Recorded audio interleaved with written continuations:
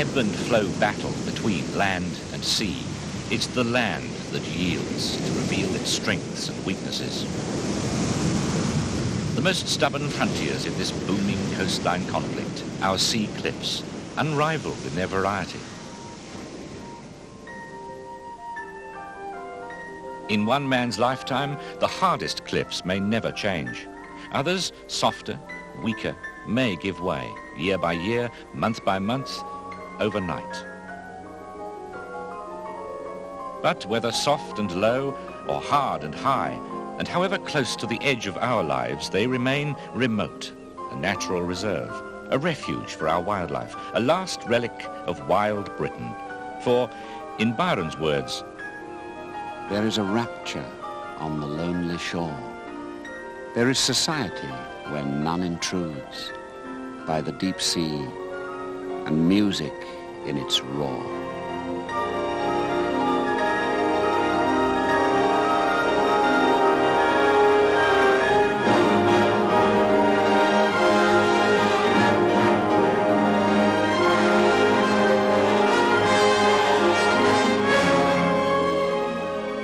Garnished by life, it's this rocky rim that we'll explore, from the hard rocks of the north and west to the softer rocks of the south and east. First stop, north by west of Scotland, St Kilda. Embattled by the Atlantic, these hard, once molten rocks form our highest cliffs. Once even higher, as St Kilda is the remains of a larger island group. In time, even these cliffs will disappear beneath the ocean. Forsaken by farmers, it's still home to more adaptable creatures. Great stacks like giant molars, crowned by the largest gannet colonies in the world.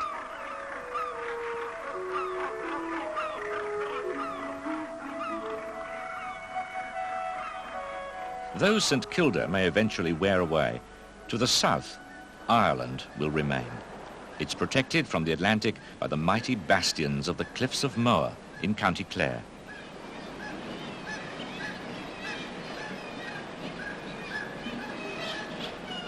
As old as coal, these layers are a great rock calendar, 300 million years old and over 200 meters tall.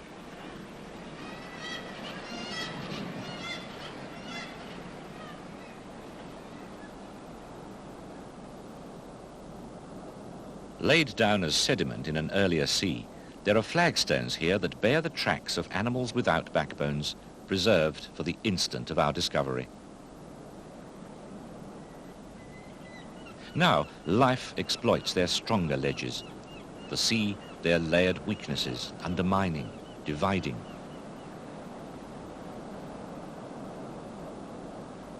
Further south, and older than the age of coal, these rocks of Dingle were forming as the bony fish evolved.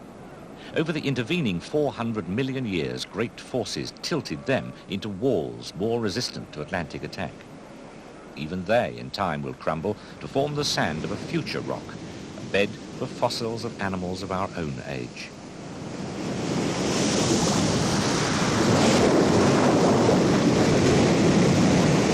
Beneath these cliffs, this churning welter is a haven for the grey Atlantic seal.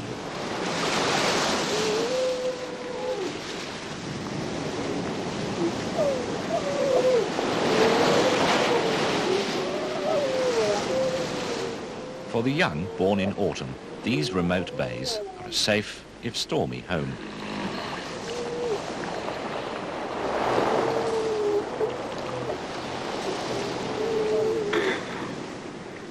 So well protected from our disturbance are these inaccessible bays that half the world's population of Atlantic seals lives on our wild north and west coasts.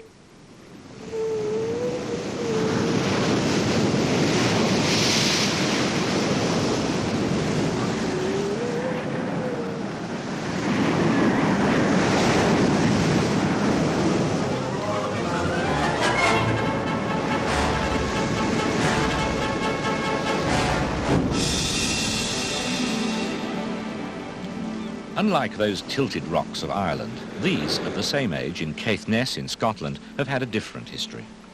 Laid down in a great freshwater lake, the layered sands and muds remained level and undisturbed for 300 million years, until the North Sea got to work. Vertical floors laid down in the past, now a natural architecture.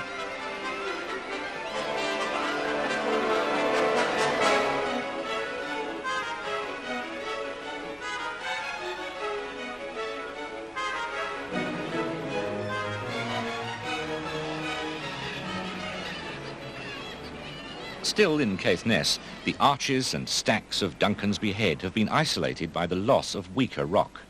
But they'll not stand for long. As time and tide pass, so will they. A sea-washed stump at the base of the retreating cliff will be their testimony until that too is ground away.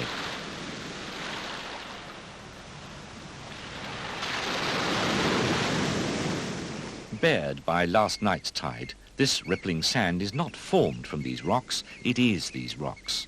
The wave patterns of the ancient lake fossilized for us to see. On its banks, only primitive plants, now extinct, would have grown. These muds cracked as the lake dried out, leaving shrinking shallows in which fish were the highest forms of life. Gasping for air, they died, now preserved in scaly detail.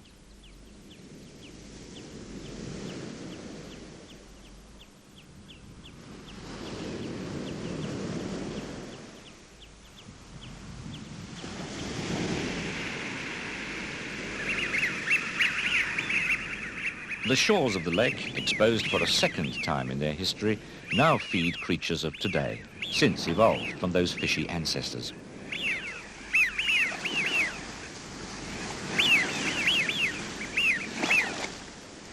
Widgeon, in packs and paired up for the breeding season, wait for the tide to expose the soft algae.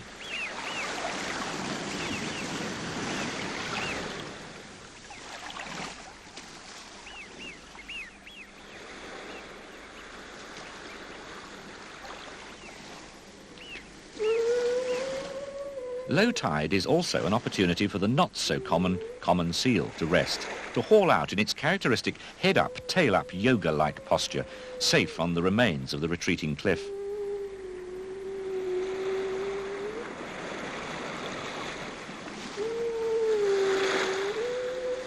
The Scottish sandstones on which they rest have been more recently disturbed by the intrusion of volcanoes.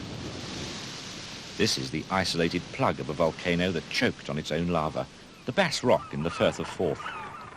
Silent for most of the year, it rings to the springtime peal of gannets. Returned from their ocean wanderings, they breed here in remote safety.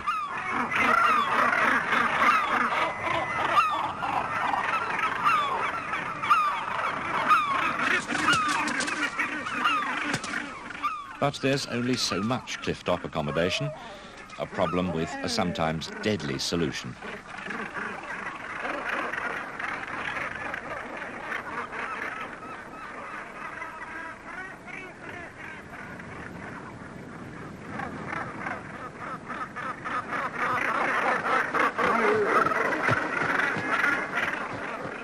It's on high outposts like Bass Rock and St Kilda that 2/3 of the world's gannets breed.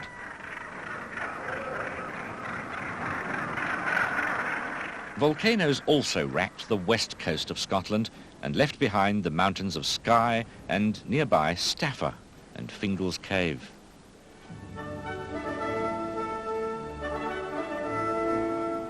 According to legend, these volcanic piles were hammered into the sea to form a causeway, built and destroyed by rival giants of Scotland and Ireland. Less fancifully, great lava flows spewed across this area as far south as Northern Ireland, where the giant's causeway, broken back by the sea, remains in ruins.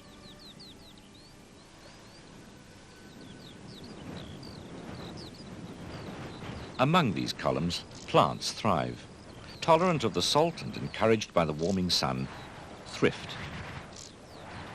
And the blue-starred spring squill, a kind of hyacinth.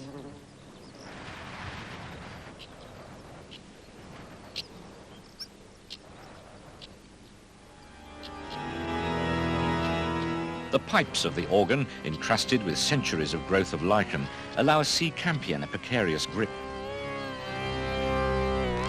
And that other herald of spring, the red campion, benefits from the warming influence of the sea.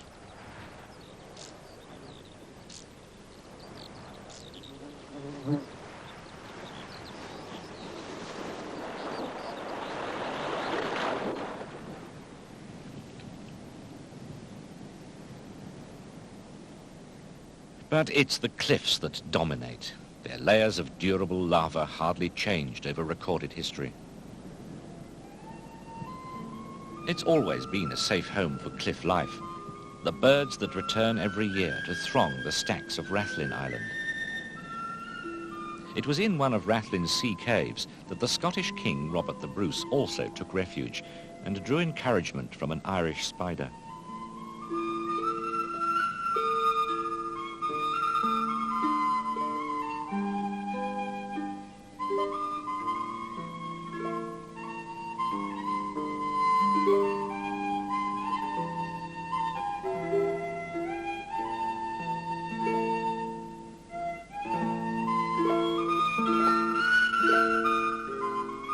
The gleaming jaws of these cliffs were the final resting place for a Spanish galleass, a larger version of the galleon. She foundered here when the Armada was scattered by a storm. For trawlermen, homeward bound, the great prow of Fairhead was a traditional landmark.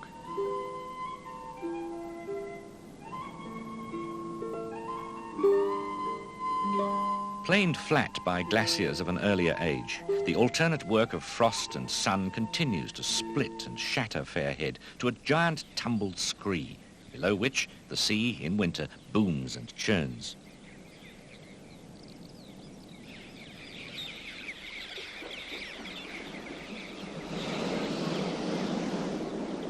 Above its great spires, aerobatic choughs ride the air.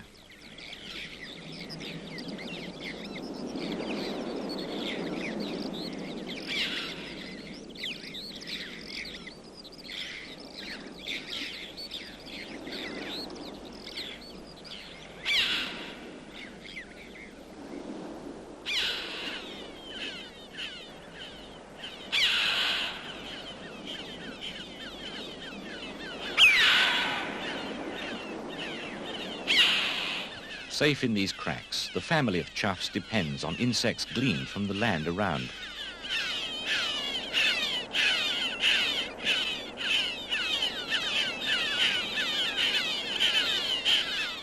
Once a common emblem of Cornish cliffs, and now extinct there, its survival as a species in the British Isles depends on cliffs such as these in Ireland, its precarious existence tempting the poet.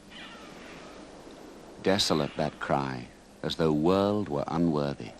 See now rounding the headland, a forlorn, hopeless bird, trembling black wings fingering the blowy air, dainty and ghostly, careless of the scattering salt. This is the cave dweller that flies like a butterfly, buffeted by doors, almost extinct, who has chosen so gentle a bird to live on furious coasts. Though home is secure in Fairhead's rocks, their territory, to be defended from the patrolling peregrine, also includes the air.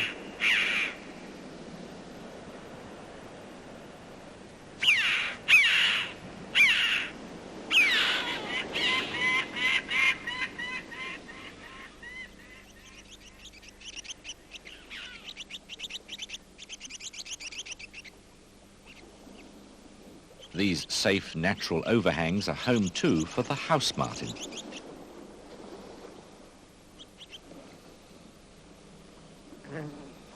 The artificial overhangs, the eaves of our homes, are a recently acquired nesting habit.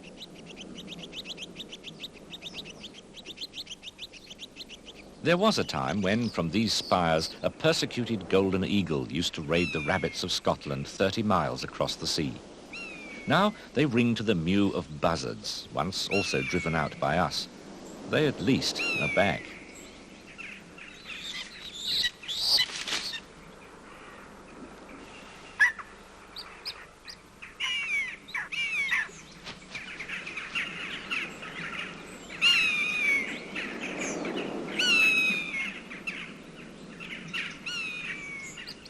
They usually nest in trees, but a limestone ledge is safe and the cliff-top larder the provider of young rabbits. 2 rabbits a day for this growing family.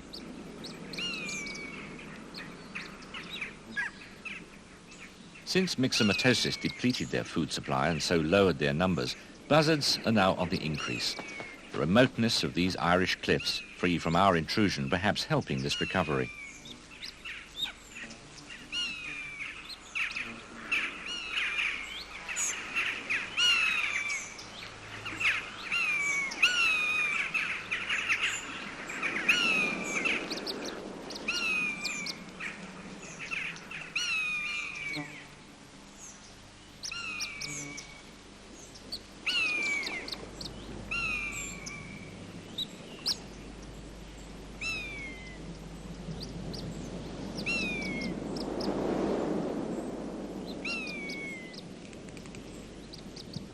Do not be tempted to challenge the isolation of these cliffs.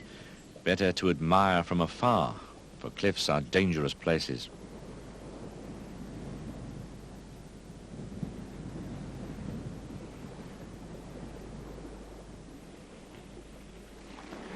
Below, these same limestone cliffs have long been gnawed by the sea. The sea level was once higher. Its waves widened the natural joints to create caves. Started by the salt sea, they've been completed by fresh water. It's dissolved the rock through which it trickles and closed off the mouth with the dripping teeth of stalactites.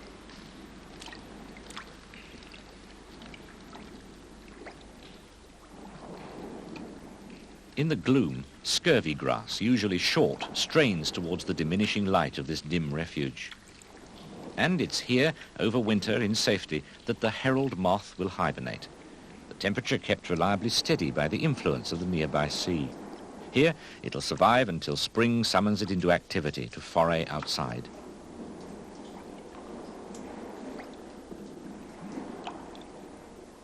Living in here all the year, the cave spider knows no other home. Lurking in the cave entrance for passing prey, it's attuned to this even-temperatured life on a silken thread.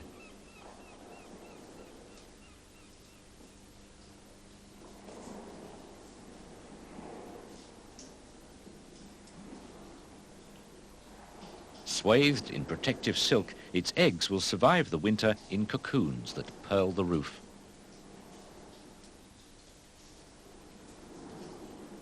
Clustered together in cracks, drone flies snooze. They too wait for the spring. And in the deepest, darkest cracks, the tempo of life slowed, bats, doffed with dew, conserve their energy and hang out the pause of winter.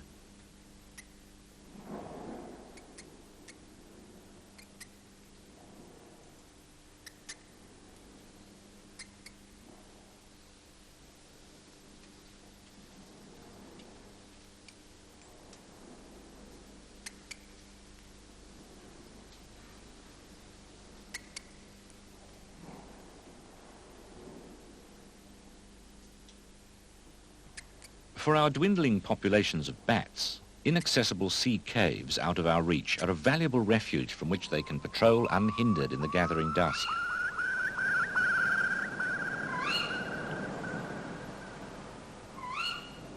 Sea cliffs are brought alive by our sea birds, especially when they congregate at that special time of the year when they breed, summer. Every June, Puffin Island off the coast of North Wales clamours with herring gulls. Resisting their trampling and nest building, scentless mayweed conceals the chicks from the great black-backed gull, a watchful and unwelcomed predator.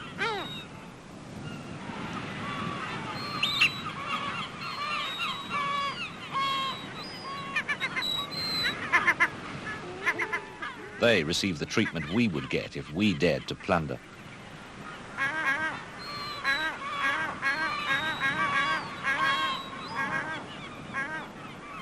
Clifftop space is territory to be secured and then maintained even against innocent trespassers.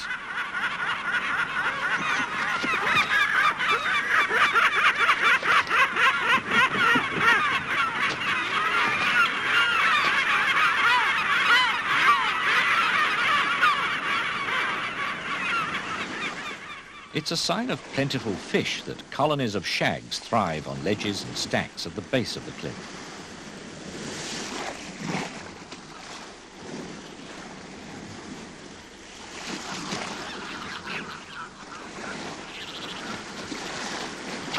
Their fishy leftovers and the guano they produce become a rich fertilizer that certain plants, like mallow, thrive on.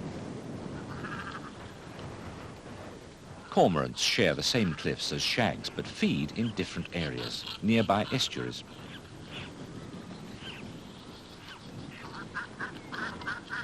They're easily distinguished as adults with their white throats, black crests, and malachite green eyes.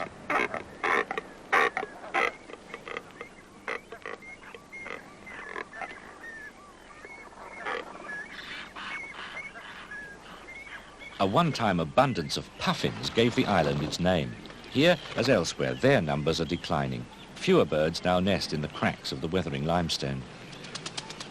Their enlarged bill makes them the most colourful of the auks. It's a summer feature, shrinking and fading in winter when the bird looks much less distinguished. Razorbills, also auks, nest not in cracks or holes, but on more exposed ledges.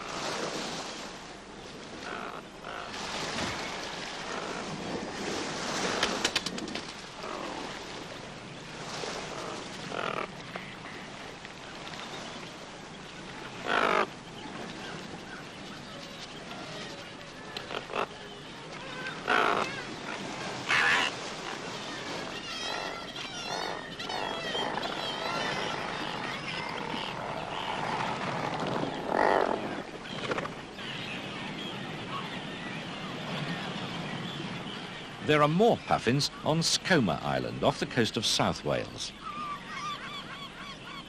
Here they nest more typically in the soil that caps the cliff, either taking over old rabbit burrows or excavating holes themselves.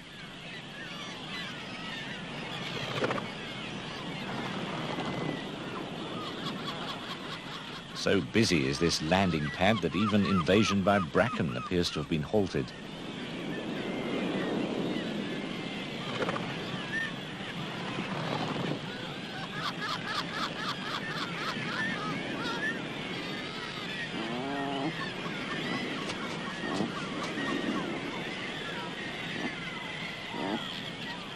Safe inside their burrows on this slippery slope, the single chicks are fed, but only for 6 weeks.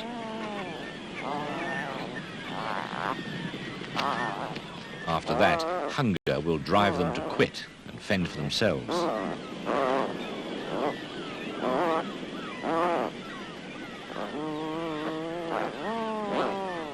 The third common auk is the guillemot. Like the others, puffins and razorbills, they rely on plentiful fish from the sea. Living alongside razorbills on steep, narrow ledges, the guillemot's nest is merely where the single scribbled egg can be safely lodged and incubated.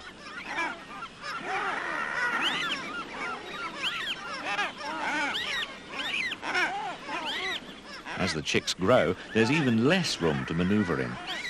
After a fortnight, the adults will take the young out to the further safety of the sea and feed them there.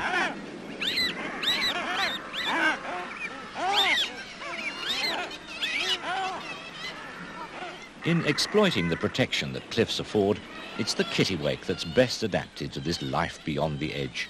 Perched on the narrowest of ledges, built out into the air above the sea far below, their nests are safe from any predators. Only through their own carelessness might eggs or chicks be lost.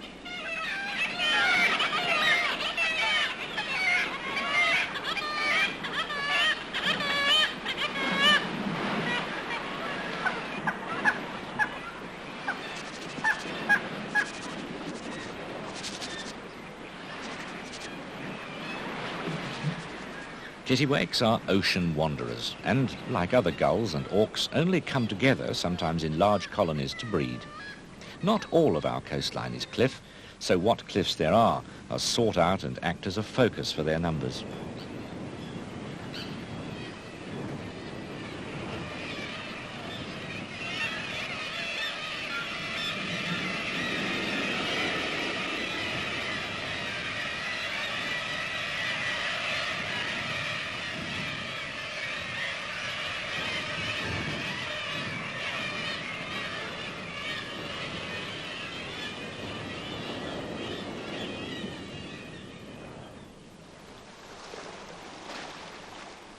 South from Skomer, across the Severn Sea, lies the north coast of the southwest of England. North Devon, another safe haven for crows. But not for all crows. There was a time when the still common jackdaws had equally common companions in choughs, often sharing the same cliff crevices. Perhaps the jackdaws have displaced them. Choughs in Cornwall are only a memory.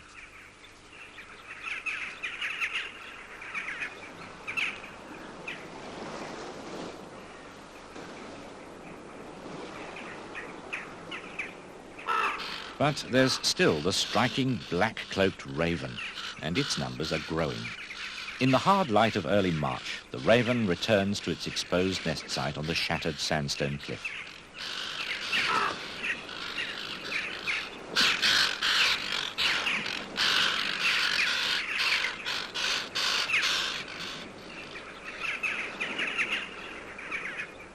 It's the largest of our crows, and, apart from the Tower of London, is confined to the fastnesses of the west and north, where sea cliffs are a commonly used and safe home.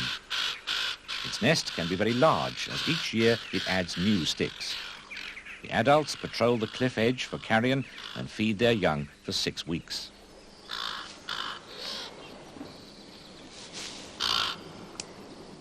As the strengthening spring sun moves round, so the exposed nest becomes a sun trap, and the nestlings, like 24 blackbirds baked in a pie, preen and doze. They still have 3 weeks before they'll fly.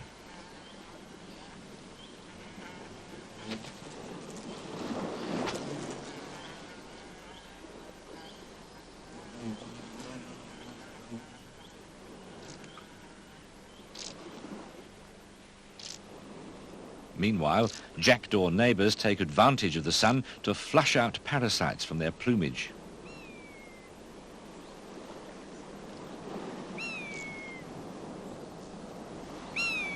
In northeast Devon, the cliffs have eroded into a distinctive hogsback profile.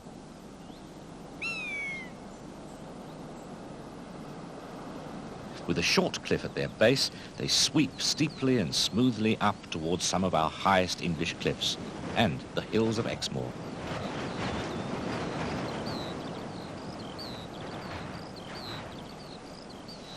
Battered by the wind, gorse is always in bloom. Its spiny leaves tolerate the loss of moisture and the chill of frost.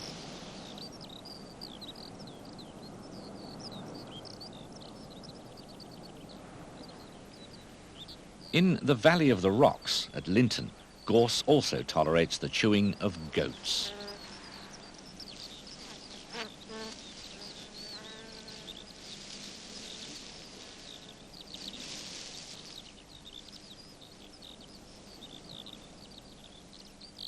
Once domesticated, they now run wild, roaming and grazing freely above the sea, well adapted to these dizzy slopes.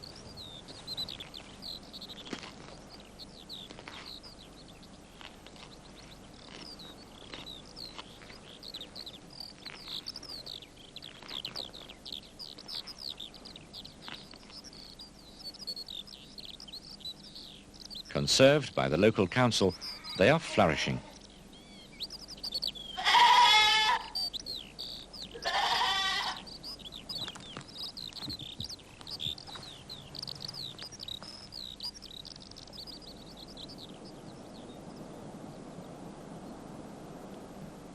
But these windy castles in the air may also echo to these calls. The peregrine falcon.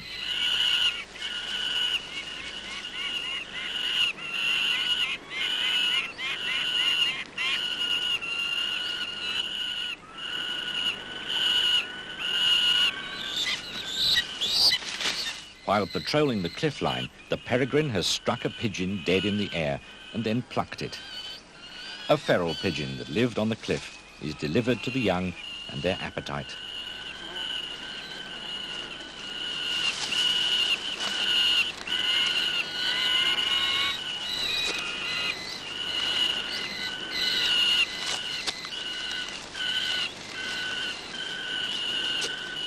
Bills adapted to tear, talons to clutch.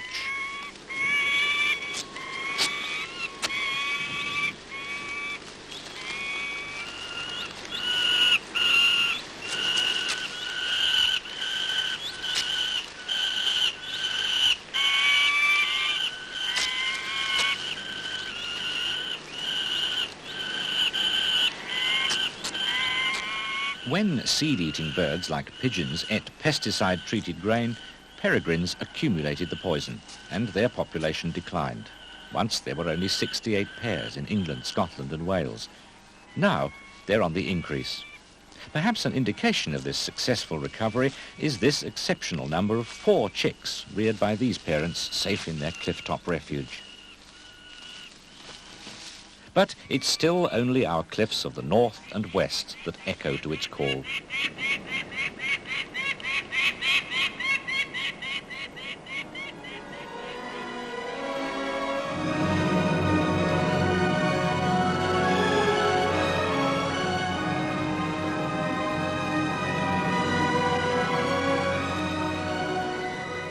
One day, friend and stranger, the granite beast will rise, rubbing the salt sea from his 100 eyes, sleeping no longer.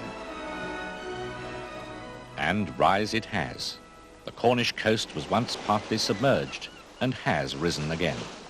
At the front of many cliffs, an ancient wave-cut shelf.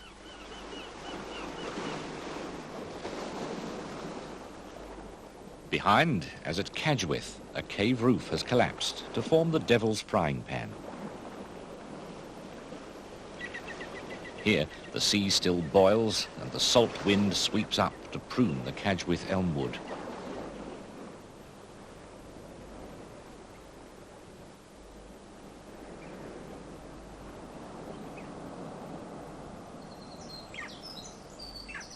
Beneath its canopy, there is warmth, a deep soil, and light enough for spring flowers to thrive.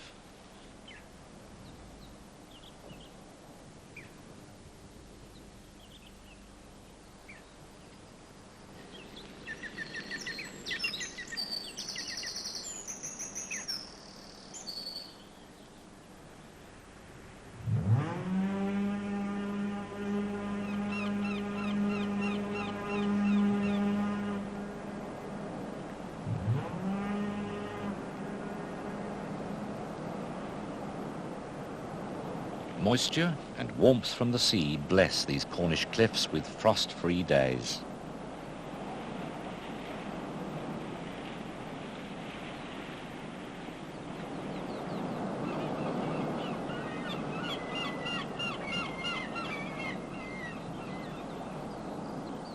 At Lizard Point, in this Riviera atmosphere, exotic plants like the Hottentot fig flourish.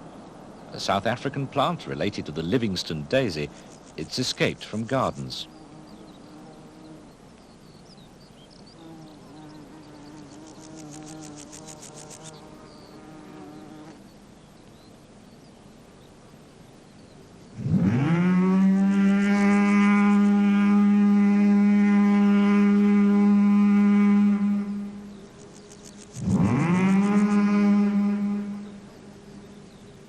Somewhere among this colourful confusion, native plants like thrift are lost, indeed threatened by these colourful invaders. In May and June, our Cornish cliffs dance with floral colour, well able to tolerate the exposure to salty winds.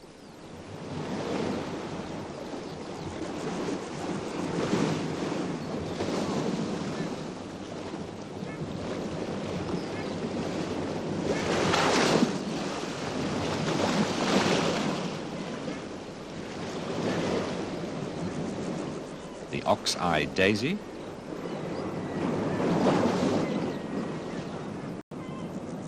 the domed sea carrot,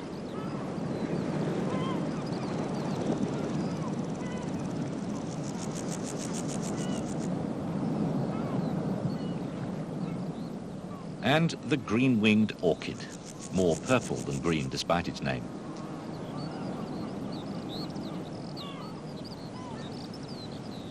More at home in the Mediterranean, the western clover finds the cliffs of mullein warm enough.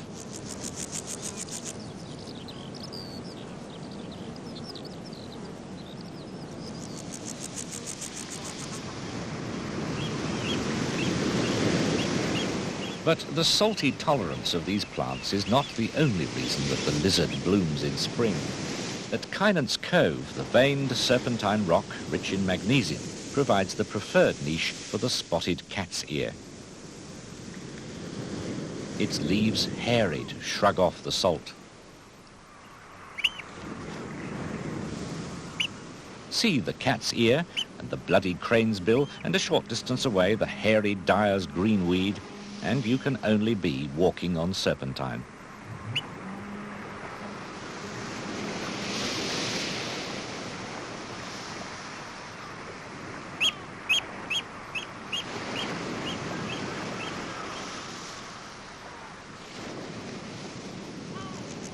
Tree mallow betrays a soil fertilized by the debris of fish-eating birds that may once have nested here.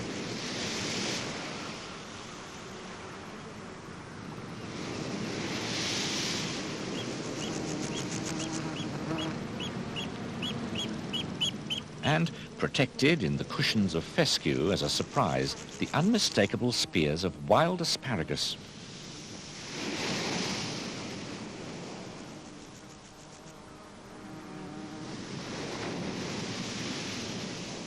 Just as serpentine, granite and sandstone proclaim Cornwall, so do red sandstones announce South Devon. Smooth stones on the beach at Budleigh Salterton were once smoothed not by the sea, but by tumbling in desert rivers whose beds still lie in the red cliffs below the desert dunes that drowned them.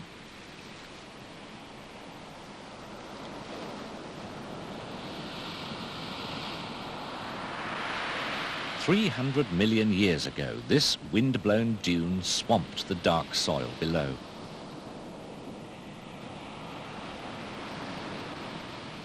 Laid down by the wind, then, these fossilized dunes yield to its modern sculpting.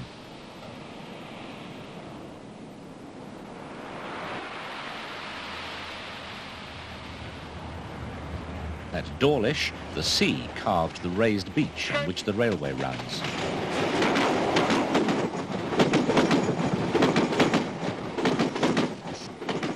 And behind, weaknesses etched by wind and rain in these ancient desert dunes are made more roomy by breeding sand martins.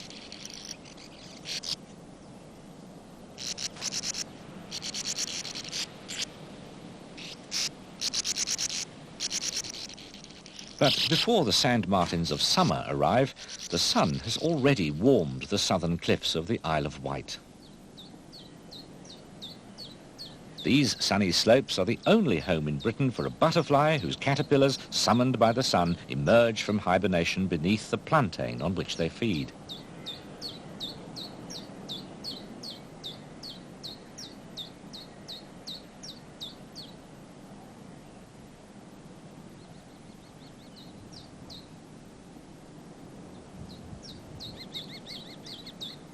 These caterpillars will become next year's Glanville fritillary, one of our rarest butterflies, though it's common across the Channel where it's warmer.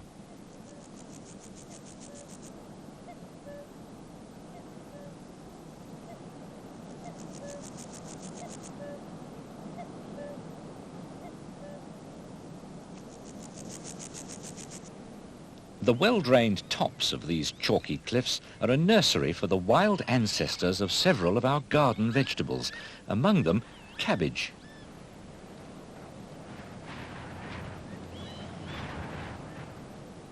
Perched high above the sea, wild wallflowers maintain a precarious grip on the chalk. In a dry summer, these cliffs are stable and relatively safe. It's the rains of winter that condemn them to fall to the sea. Erosion is rapid on this sandy coast and has laid bare the harder, chalky backbone of the Isle of Wight, extending westwards as the crested cliffs of the Needles. These point to Dorset and Old Harry Rocks.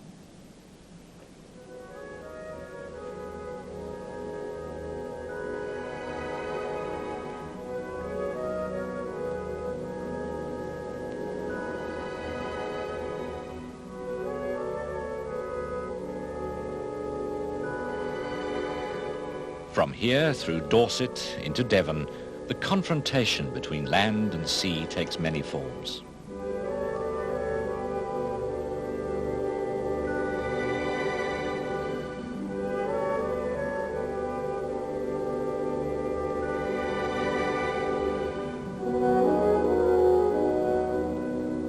the English Channel bites at the chalky underbelly of England. Eventually, even the arches, buttresses and stacks will disappear, and the farmland with them.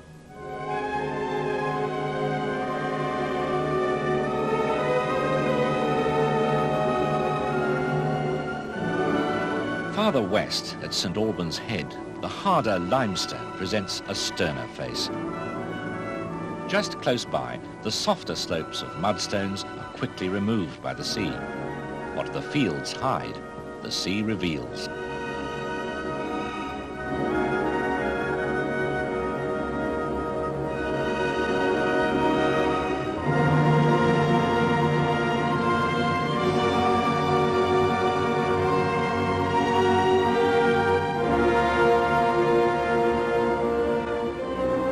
Here, the sea has been less successful.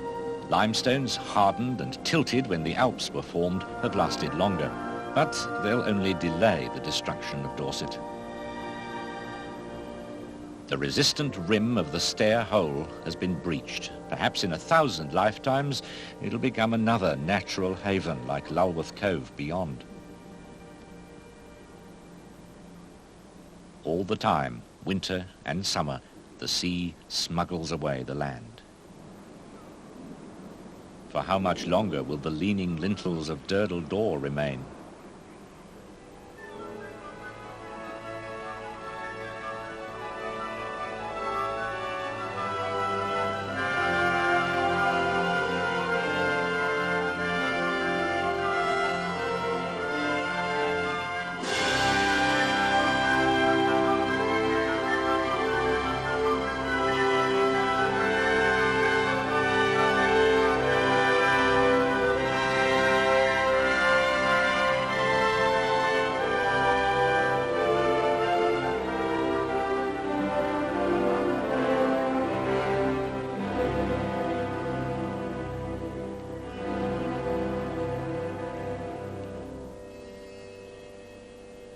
But the sea is not alone in this battle. The land is made weaker by water from the land. Waterlogged, it will slip and slide and carry all before. Black Ven at Lyme Bay is continually on the move, a slow earth Niagara, delivering wooded terraces of Dorset to the sea.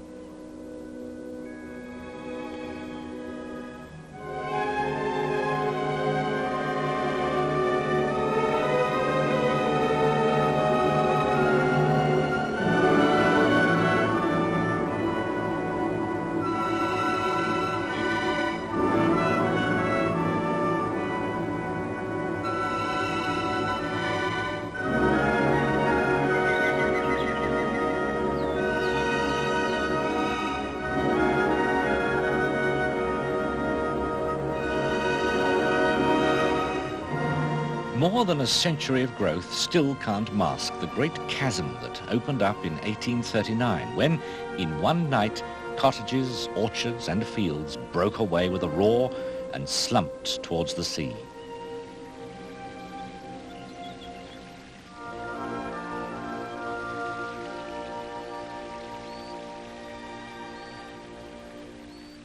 The revealing work of water continues. Polished by the sea, the fossil remains of extinct ammonites whirl these ancient rocks. The same processes of rapid erosion are at work on our youngest cliffs in East Anglia, where the North Sea has bared giant wormholes ringed by flints. Bone-like flints camouflage real bones, the teeth of elephants that once roamed here thousands of years ago.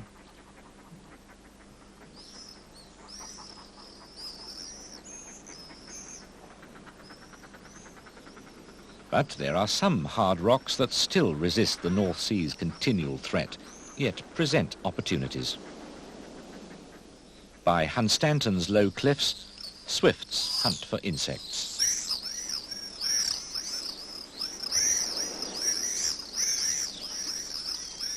Here in the cracks, they find a natural home. 90 years ago, fulmars were only known on St Kilda. Now, even these low cliffs have provided nesting ledges as they've spread around our coasts.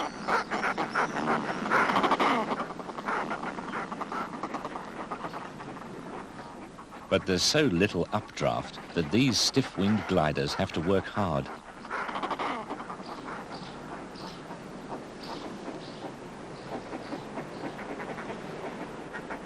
The soft and low cliffs of East Anglia, only formed since the Ice Age, are already being claimed by the sea. They can only be a temporary home for the bee orchid.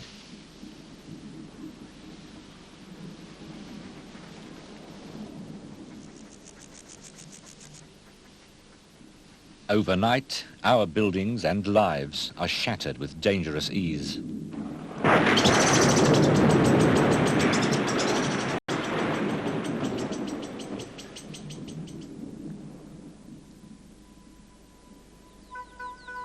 Next year, next week, more of this road and the stone crop that clings to it will be gone. The coast is disappearing at the rate of a yard a year. This house will soon join others that went before, and so join those villages and towns whose sites now lie miles out to sea. It's a conflict that we will never win and can only slow. We must resign ourselves to the inexorable work of storm and tide. The land will always be confronted by the combined power of sun and moon. The sun that whips up the storm and then conspires with the moon to generate the tides that bring the might of the sea twice a day to our cliffs, the battlegrounds beyond the edge that for wildlife mean both peril and protection. There is a rapture on the lonely shore. There is society where none intrudes, by the deep sea, and music in its roar.